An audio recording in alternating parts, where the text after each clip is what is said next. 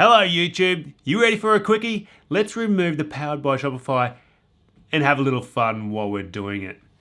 I've seen a couple of other videos like it and they're a little bit boring. I like to mix it up. I like to add a bit of personality into what I'm doing, and this is the perfect way to do it. So let's go. Alright, so there's two ways to do it. First way, we're going to do it the simple way. We go to online store over here, make sure we bring up themes. Then once we're in here, we go actions and go edit languages. In the filter at the top there, we go powered by. And instead of just replacing it or removing it, which we can do by just pressing the space bar in the Powered by Shopify section here, what I do is, depending on the type of store you've got, so if you're a coffee shop, you could put powered by caffeine. If you're automotive, it could be powered by high octane gas, which we use.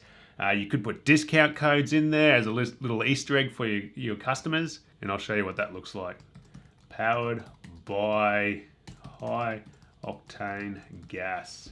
Once you've done that, go save, and you can check it out by going to your main site, go reload and wait, and down the bottom here, get rid of that, we can see high octane gas. Look at that, so creative. But what we want to do is make sure we get rid of that link. So again, what we do, we come back over here into online store, we go actions, edit code. Ooh, this is the second way. So once we do that, what we're looking for is we're going to close these ones down. In the sections, footer.liquid. Here we go Command F or Control F if you're on PC and type in powered. And it'll bring it up down here.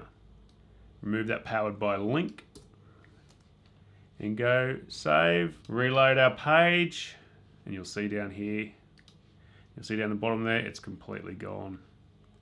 And there we have it. See you in the next one. Thanks for watching.